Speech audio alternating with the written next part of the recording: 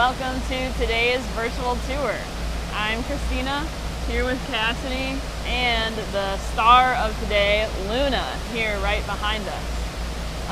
Luna is a corpse flower here on display in the Climatron. We'll tell you a little bit more about in just a second, but if you stick with us on today's virtual tour, there's a lot more blooming outside in the garden as well, including water lilies, daylilies, true lilies, so come along and we'll show you what's in bloom. So Luna is a corpse flower that moved here to be on view in the Climatron last week. She is expected to bloom sometime within the next less than 2 weeks. It's hard to say exactly when, but we are keeping an eye on Luna's growth every day. And just over the weekend, she grew several inches. You can see there's some sort of pink coloring showing along the edges now, which was not the case before the weekend. So that's a sign that things are progressing as they should. And for those of you that don't know, the reason that the corpse flower is a big deal, there are a few reasons. One, they're extremely rare in the wild, but they're becoming more common in cultivation, and they're sort of a fan favorite because, first of all, this is an incredible looking plant, but secondly, they stink. That is part of why they're called the corpse flower. They're an incredibly smelly flower that smells like garbage or something that has died. And you can see from this graphic here that's showing what the corpse flower will look like when it's open, that the inside there, when it opens up, it smells like kind of rotting meat, and that color is meant to look that way too. So it attracts pollinators like flies and roaches that like stinky things. So whenever this corpse flower does open up, we'll be having nighttime viewing hours so you can come see and smell this amazing stinky plant. But in the meantime, you can follow us on social media for updates, and you can watch our live stream on our YouTube channel, which I think the URL is youtube.com/lobotvideo. Correct. Yes. And we've been sort of watching, one of the reasons we use the camera is not only for people that can't make it to the garden to be able to watch the corpse flower, but it's also for staff to be able to monitor Luna's movements, and Luna is moving. So they're looking for changes in height, so they come in every day and measure to see how much the plant is growing. But they're also looking for that outer covering that we were talking about that's starting to change colors to that sort of maroon. They're looking for that to start to pull away from that central spike. And so on the day of the bloom, usually in the mid to late afternoon, we'll start to see that covering pull away. And that's when we know that a bloom is happening. And once it starts to bloom, the smell kind of comes in waves. So even if you're here at night, which is usually when it's at its stinkiest, it can sort of ebb and flow with how intense that is. And that scent usually lasts into the next morning as well. So if you're not able to come on short notice for the nighttime viewing, then there's a good chance you'll be able to come the next morning and still see it and smell it. Mm-hmm. And we don't know exactly when Luna will bloom. We kind of have our fingers crossed for Wednesday, just because it's a full moon and a 13th, so it feels that it would be fitting for her name, Luna. But don't hold us to that. That's just what we're hoping. Yeah, the best way to know when to come and see Luna, if you're looking to see it when she is open and stinking, is follow us on our other social media channels, so Facebook, Twitter, Instagram. Kristina will be doing all the updates for that. So once we know a bloom is coming, Again, that's like mid-afternoon-ish. So that should give you kind of a few hours to make plans to get down here for those evening viewings or plans to come the next day. So, and I think we mentioned it at the top, but just to reiterate, we're in the Climatron, if you couldn't tell by the waterfall and lush, lush tropical foliage all around us. So our corpse flowers really like it in this space because it's a little bit closer in temperature and humidity to the forest in Indonesia where this grows. And actually surrounded by a lot of its botanical family members. The Climatron is a huge display space for a lot of our aroids, which is the plant family that Luna is a member of. So I'm seeing some Dieffenbachia over here with some nice mottled leaves.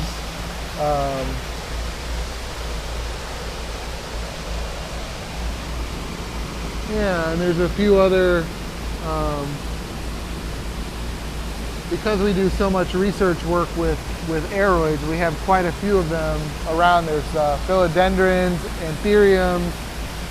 So this is a great place to not only see Luna, but to see a lot of her botanical relatives and other really neat tropical plants that are difficult to see outside of St. Louis, like this beautiful cycad here. Which is not dead or struggling. It's just this really nice sort of coppery, bronzy color. Yeah, and this is a critically endangered cycad from Mexico, and so that's one of the benefits of having a space like this, like the Climatron, is here in St. Louis. Not only can we display really beautiful plants, but we can also safeguard plants that are facing extinction in the wild, like this cycad. And it is right here next to Luna, so keep an eye out for this cool cycad when you come see the stinky corpse flower in bloom. Yeah, and I think we'll head out here under this wonderful hibiscus schizopetalum. So it has these, it's just a really neat flower. It's a little backlit here, yeah. It's really nice to walk beneath them, and you'll have the chance to do so.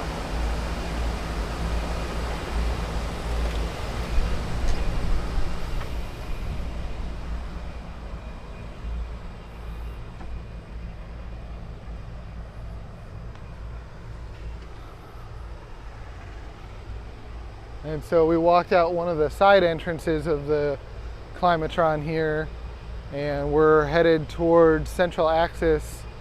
And I could already see, I love the pools at this time of year. This is definitely when water lilies are at their peak, and you can just see, before you even see any flowers, you can just see the dragonflies bouncing back and forth, having a good old time out on these bright sunny pools. And these, the water lilies flowers bloom overnight mostly. So if you're able to come in the early morning, a lot of times that's when the flower will still be most open and beautiful, like this one right here. Yeah, and it's actually, so we have a couple of different varieties. There are night blooming water lilies and day blooming water lilies, and so this time of day is actually really great because the night blooming ones are starting to close, and then the day blooming ones, like this one, are starting to open, and they'll actually continue to open with the sun out. I guess continuing on the theme, this particular water lily is called Moonbeam. So probably good friends with Luna in there. And there's a couple tiny little frogs right here in front of us that I almost missed even seeing. Yeah. They're so small, but maybe You can And see them on very the much camera. the same color as the lily pads. Yes. You can see how many of these flowers are in bloom right now in these pools. Yeah, it's really great. So this and there's multiple pools with water lilies, and so these three here are sort of the main pools. But we also have water lilies in the George Washington Carver Garden, and then over here outside of the Linnaean House, which is closer to where you would enter the garden at. But this is a really nice display pool for a lot of hybrids. And again, in this pool in particular, there's a mix of day blooming and night blooming water lilies. So some that are done for the day that are starting to close up, and others that are just starting to open.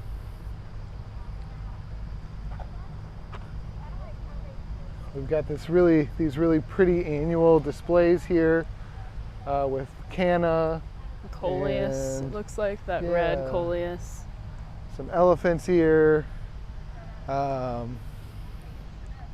These red flowers around the border here are a variety of impatiens.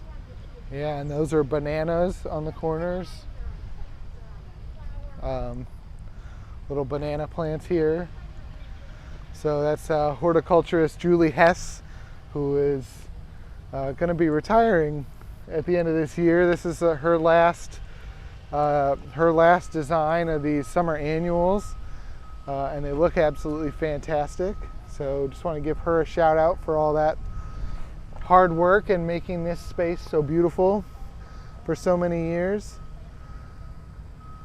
And here, these lily pads are the Victoria water lilies, whose actual pads are probably more impressive than their flowers, even though their flowers are also quite lovely as well. But these are giant water lily pads that get up to 6 or 7 feet, and there was just a new species of Victoria water lilies discovered that is even larger, called Victoria boliviana. Yeah. That was discovered at Kew Botanical Garden. Yeah, so this particular genus of water lily, named after Queen Victoria of England, but is from Amazon River Basin in South America, is where you'll find these in the wild. And so we have on display here Victoria amazonica, so that there in the name gives you kind of a clue to where it comes from, and then Victoria cruziana, which I believe is another geographic clue built into the scientific name there. And then we also have a hybrid or a cross between those two species called the Longwood hybrid. So it was hybridized at Longwood Gardens in Pennsylvania, but hybridized in part by a water lily expert that worked for many years here at the Missouri Botanical Garden, George Pring.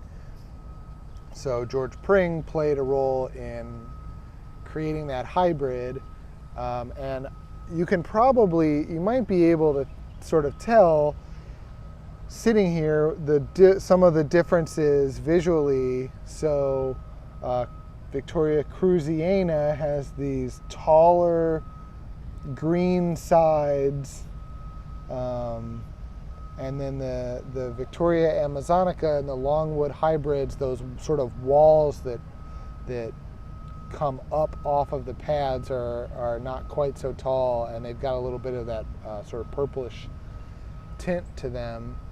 And you can see that big flower. Those are the Victorias are ones that do bloom at night, so they'll start to open as the sun goes down. They smell absolutely amazing. It's a good reason to, not that you needed another one, but it's a good reason to come out to Whitaker, the music festival on Wednesday nights, because that's a good time to see the water lilies, these Victoria water lilies, in the evening as the flowers start to open. Or as we've mentioned before, to come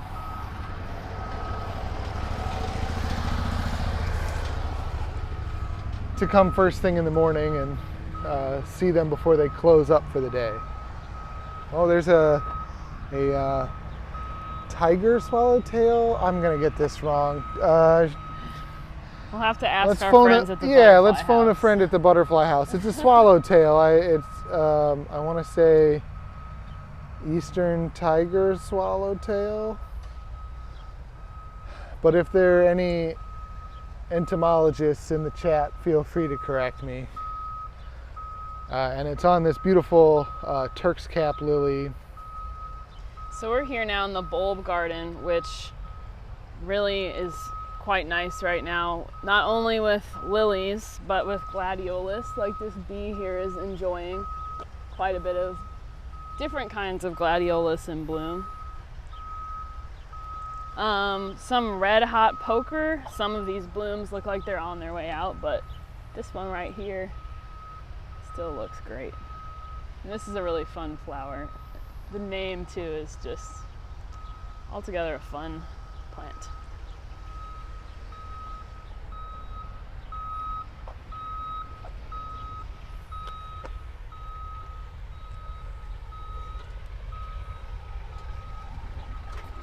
So there's quite a bit in bloom here in the bulb garden, as you can see. And we'll just walk through here towards the Hosta garden as well, which is a great spot to come on some of these warmer days we've been having with the Look shade. at this lily here, Kristina. It's taller than you are. It is. It's taller than I am. Really pretty. Yeah, and how tall are you, Cassidy? 5'10". Okay. On a good day. I'm 5'8", and these lilies are definitely taller than both of us. They're really at their peak right now. You can see on a lot of these, we actually stake them with bamboo stakes, and that's the Claire, who oversees the bulb garden, actually comes out and stakes all of these individual flower spikes that are taller than most people, and she stakes them up so that they're not overwhelmed or knocked over by the elements, and they're right at this really nice display height. And we're talking dozens and dozens, if not more than 100 bamboo stakes that she comes in every summer and make sure that everything is kept upright.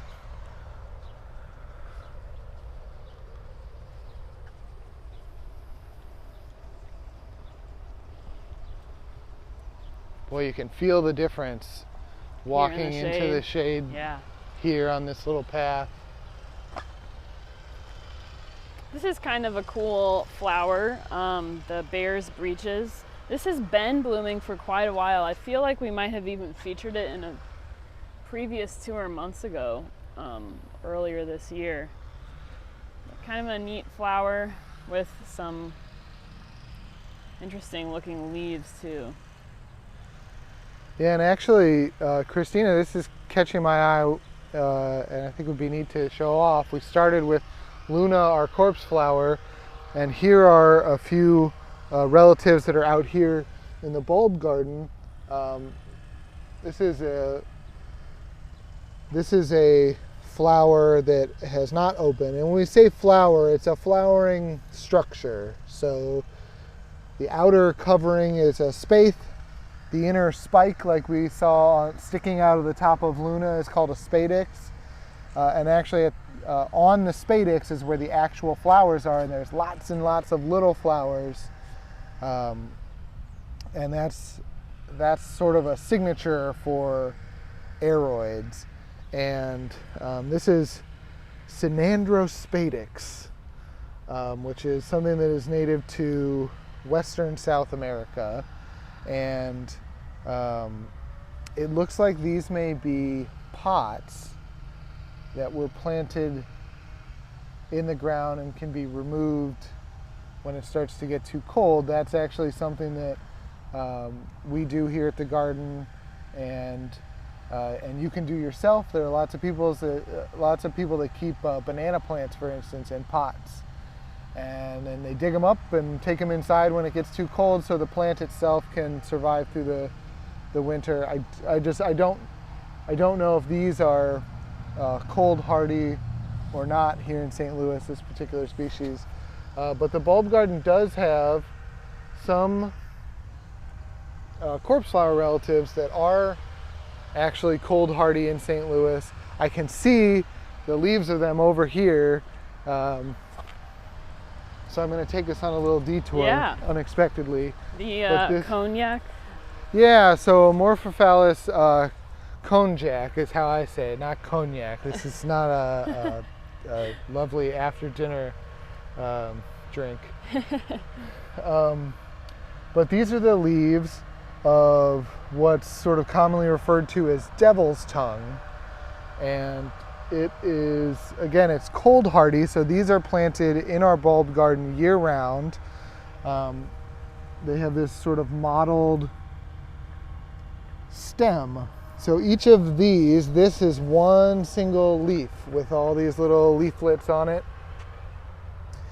And these plants will shoot that leaf up to capture the sun and take all that energy down into the ground in the tuber, store it up, and then come out with a flower. And so some of the Amorphophallus that do this do it on a fairly regular cycle. So about a month and a half ago, these were up, blooming, stinking, just like the corpse flower. Though not quite as powerful, but not quite as powerful. But similar as, smell. Yeah, and not as big either. But that flower, the bloom ended, and we already have a leaf here. So that's a yearly cycle that kind of takes place in the span of a few months, whereas for the corpse flower, that cycle can take 1 to 2 years once it reaches sort of maturity and is old enough to bloom. So that's kind of neat, I think. There is actually a corpse flower relative that you could plant in the ground in your home garden if you're able to legally source one. If you're into that kind of thing, if you want your garden to smell like a rodent crawled under something and died for a few weeks every year, like that's a great addition.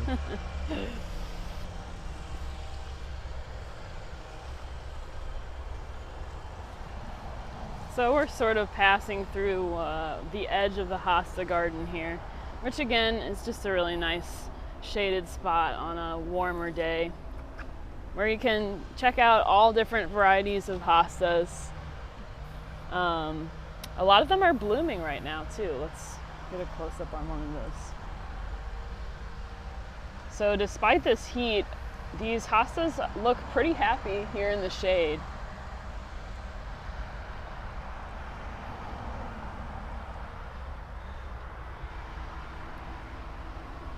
Yeah, lots of really nice blooms on these hostas at the moment.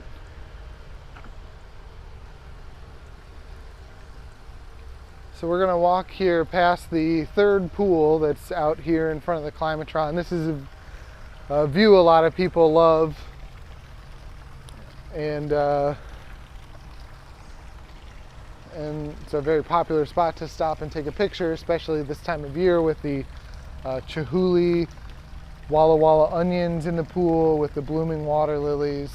But this pool is really neat because it's all water lilies that were hybridized by George Pring, who worked at the Missouri Botanical Garden for many years and was a big hybridizer of water lilies and also orchids. And so all of these lilies that you see in this pool were created at the Missouri Botanical Garden. And so we set aside this pool every year to feature just his work. And that's not to say that even the things you see in the pool are not the end of it. They're sort of a rotating display, so there may be things in the pool this year that won't be next year. I'm kind of curious. He named a few actually after family members, and he named at least a couple after the city of St. Louis. So I might take a quick walk around the pool here and see if I see one of those.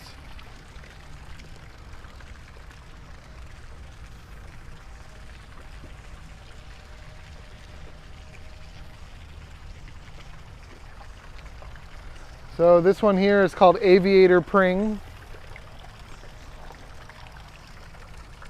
It's a nice yellow color. He hybridized one. I was hoping that this was it, and I was mistaken, unfortunately. But he's hybridized a few water lilies, yellow water lilies called St. Louis Gold, and one that's just called St. Louis. So I was hoping that's what we were looking at here, but just one named after.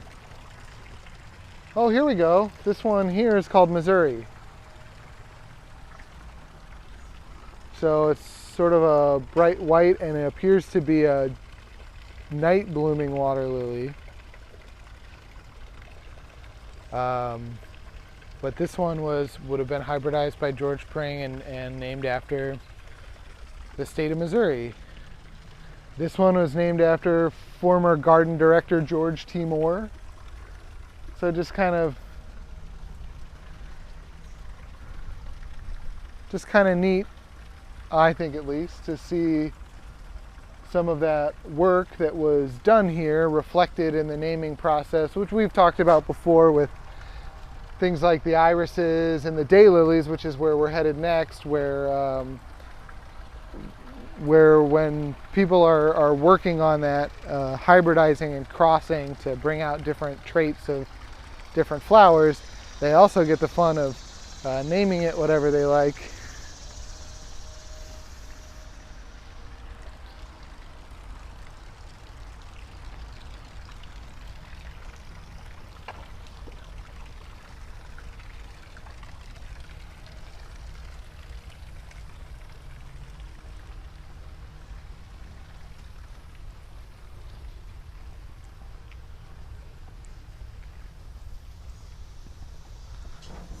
So far on this tour we've seen lilies, water lilies. Now we're going to take a look at the daylilies, which are actually not true lilies, but you can certainly see why that is a common name for them, because they do look quite similar to the lilies we were just looking at in the bulb garden. Yeah, and it's one of the reasons that botanically that scientific name is so important, because lily is a common name for lots of different types of flowers, some of which are totally unrelated. They're members of the aroid family that are called voodoo lilies that are not related in the at all to daylilies, which are not related to those true lilies that we were showing earlier. So the scientific name is important, and for daylilies that is hemerocallis, which is a mashup of the Greek words for day and beautiful. So daylilies are called that because each flower only blooms for one day. Every single flower that you're seeing here right now is not going to be here tomorrow. But don't worry, because there's lots of other flowers that aren't open yet that will be. You can see how many buds are on some of these, so those will continue to come back in August. Okay. That's what. Yes, so oh, you that's can right. see here, there's a sign right here for those of you who might be interested in taking some of these home. August 13th. So thanks for mentioning that. Yeah, so there's actually, we have quite a few volunteers that were here today, and what they were, one of the things they were doing is actually deadheading. So all the spent blooms, they're taking those off so that the blooms and buds that are still coming are allowed to shine without sort of the wilted day or two old flowers. So we have lots of volunteers active in this space at this time of year, keeping it beautiful. And then they will be back in force towards the end of peak, ahead of that August 13th date. They'll be back and they'll actually be dividing these clumps up and putting a lot of these on sale. So what they'll do a lot of times is they'll look for maybe a cultivar or hybrid that has grown really bunchy and close together. There's a lot of dividing that they can do to sort of thin it out, and those extras that get thinned out will go on sale. So if you're here and you want to, you could almost treat this like a window shopping opportunity right now. It's true, yeah. Kind of taking a look at what is in bloom, making notes if there are any, and you can see they're all labeled, so any names that you like the look of the flower, you might want to have it in your own garden. You can see them now while they're blooming, write that down, and then come back and know exactly what you're getting when you come to that sale, if you so choose. Anybody know someone named Aurora who's getting married soon? Because this daylily is called Aurora's Wedding. Now I don't know specifically if this will be one that's in the sale.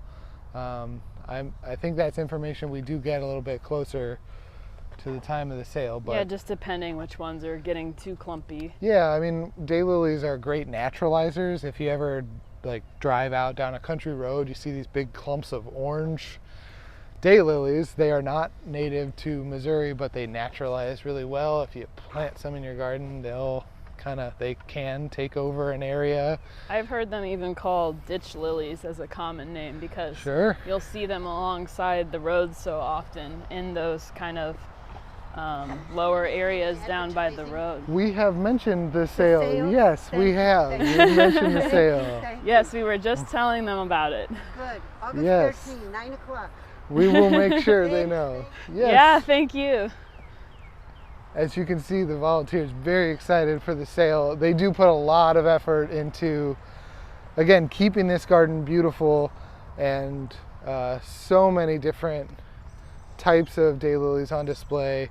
And they want you to take some home and put them in your garden. So this is a great opportunity to do that. And there are so many different colors, like Cassidy was just talking about. A lot of times you see those orange variety that are naturalized along country roadsides, and but as you can see here, there's pinks, there's reds, there's oranges that are a bit different from that variety that you're used to seeing. There's quite a bit to choose from here. So Yeah, and not just there's some that are like really compact, like the flowers are kind of small and together, and then there are some that are a lot more I'll call them flowy, loose. In fact, I see a couple over there that would fit that description a little bit, but it's this is definitely a space that you could spend quite a bit of time in at this time of year, because there is so much in bloom.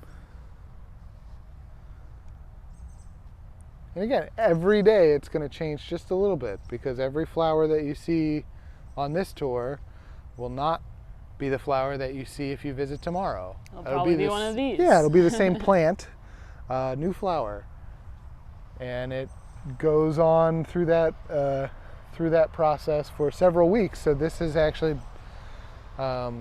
this is a space that kind of hits peak and holds it for a couple of weeks.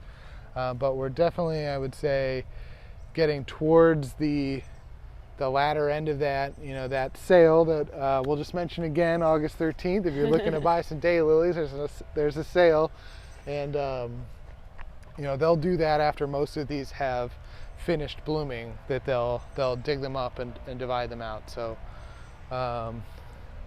definitely, if you want to see daylilies, come now. If you want to buy daylilies, come on August 13th. And now, if you want to see what kinds you would like to buy on the 13th, actually. Some more gladiolus. Yeah, I was just going to point that out as well.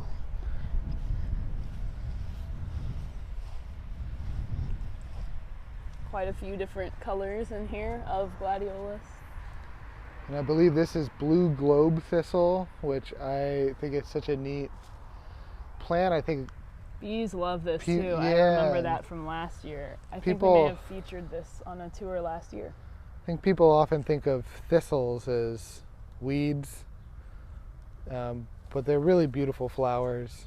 Even the ones that grow like weeds in places where maybe you wouldn't want them still tend to have really pretty flowers and are big pollinator attractors. So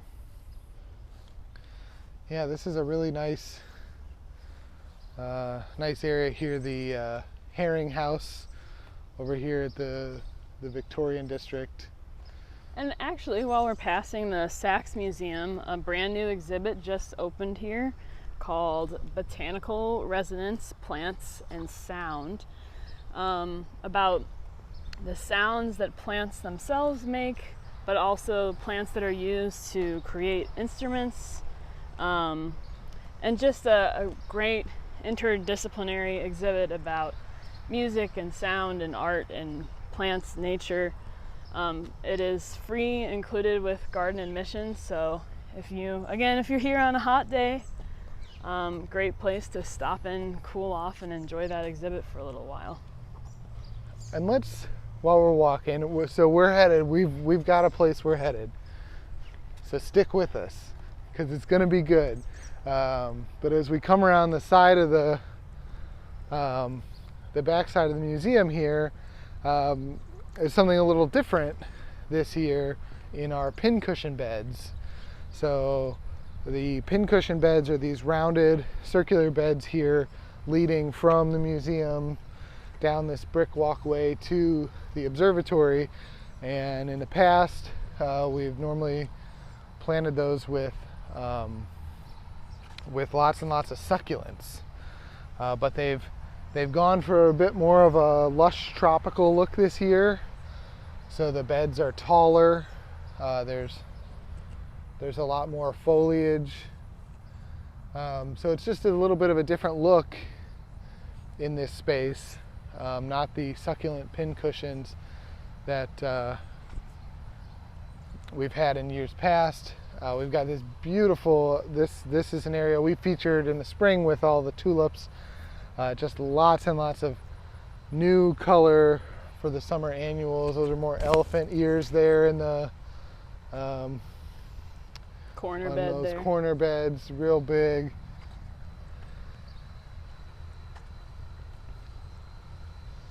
So Dana is the one that works on these beds, and she does a really great job. And actually, here's what we were just talking about.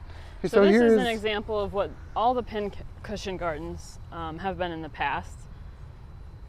So trying something a little bit different this year in most of these beds, but you can see how neat this design is with all the little succulents arranged into a pattern.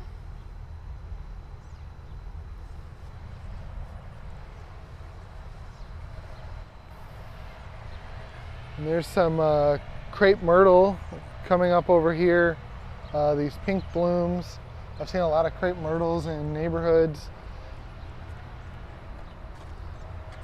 This is a plant that I think for a long time wasn't really considered hardy here in St. Louis, but I think as we're seeing our warmers become a little bit more mild and not dipping to those super sub-zero temperatures, there are a lot more plants that weren't considered hardy that are starting to be that way, and I think crepe myrtle is one of those that you're seeing a lot more in landscapes now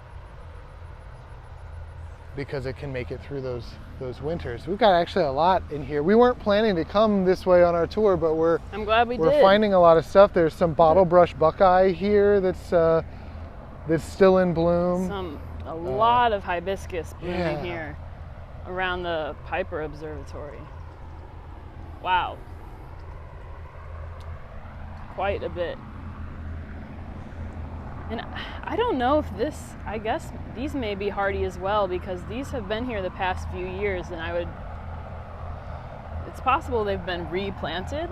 Yeah, I'm not sure. There are a number of plants in this family, so I think another name for it is like the mallow family, and so there are a decent number of natives or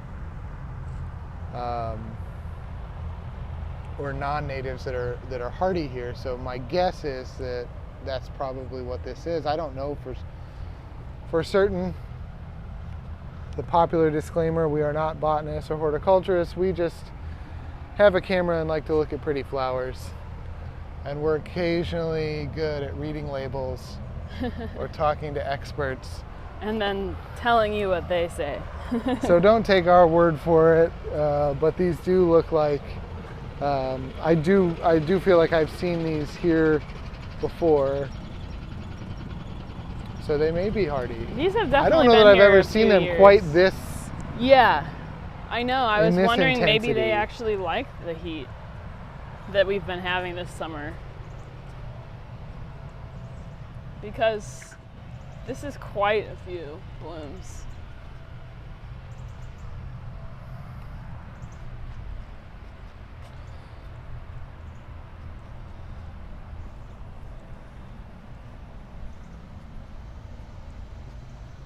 And I think now that we've taken this much of a detour, we're just gonna power through to our last destination here. We're gonna kind of skirt the back edge of the garden and get ourselves over into the Japanese garden, where we've got one last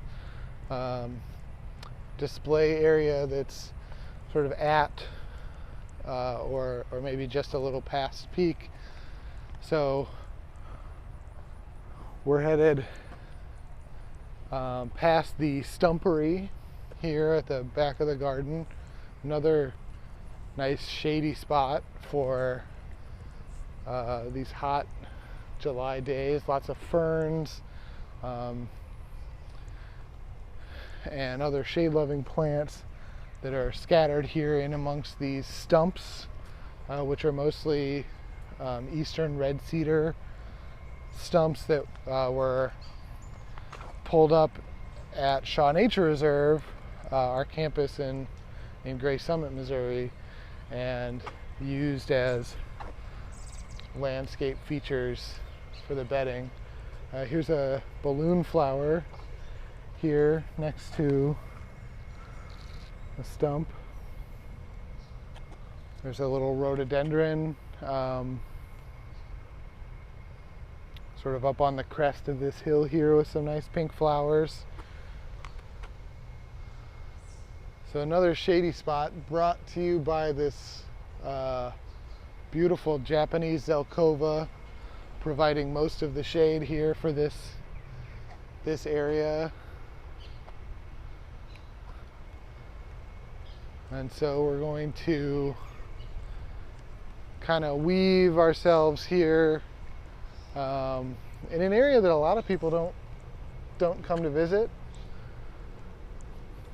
We have one of our research buildings here, the Lehman building. So there's part of our herbarium collection is in this building, and the people that work with them.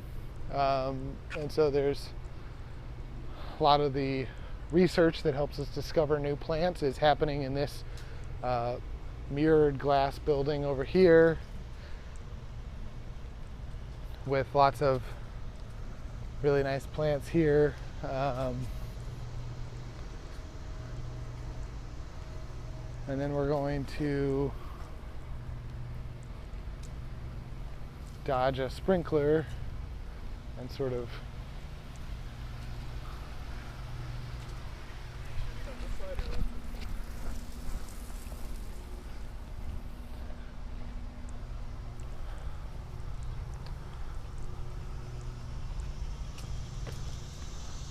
I believe there's a little path back here. So we're on the back side of the English woodland garden.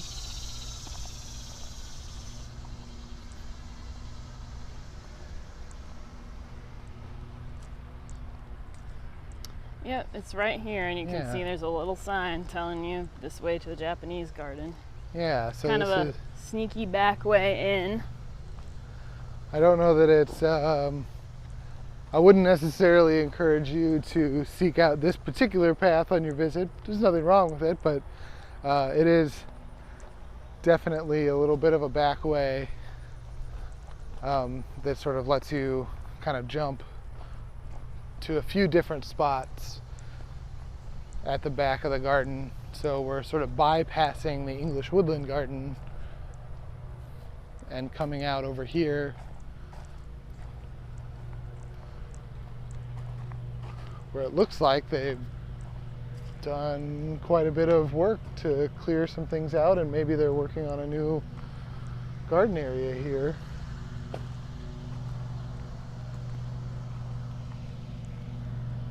But the reason we took the little shortcut is because it will drop us out right where we wanted to be, which is the Lotus shore in the Japanese garden.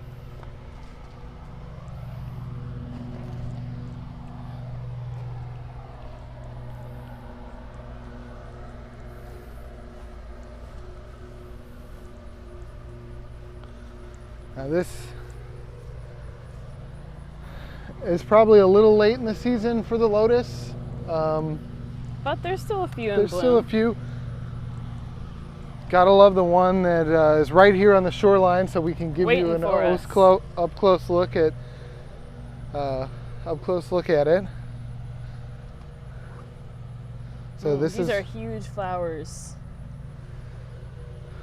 And after they bloom, they leave behind these cool seed pods, I guess you would call them, that kind of look like a shower head. I feel like they're edible. The pods? Yeah, I think so, but I could be wrong. Again, if I'm ever wrong, please just correct me in the chat. It's okay. I can take it. Yeah, we're a little bit past peak here. But I can see some that still have buds that haven't opened. Yeah, and one of the things that we do, and we talk about this a lot on our tours, is this display is designed to have a nice wave, and so there's a peak when everything kind of meets in the middle, but there's actually multiple different varieties of lotus in these beds, and so this one looks a little different than the one we first stopped at and showed you, but that's by design, because some of these bloom a little bit earlier and some of these bloom a little bit later, and so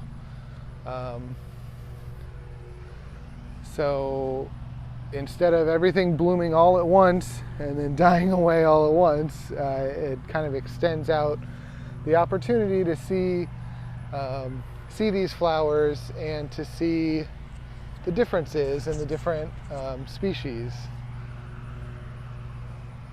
But as Kristina mentioned, there are still some buds that I see. Here's one that's about to bloom. Yeah. Soon.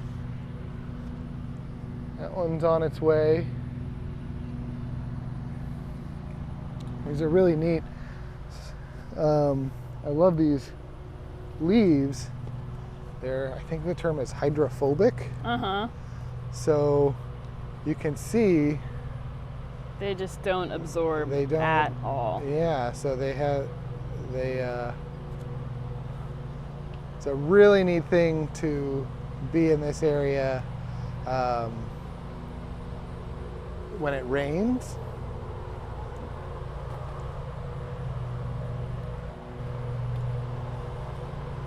It's just kind of a neat little feature on these plants.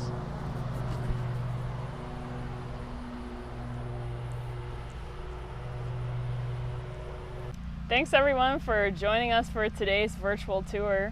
As you can see, there's a lot to see right now. Water lilies, true lilies, daylilies, and of course the corpse flower. So stay tuned for more updates on that. And until then, we'll see you next time.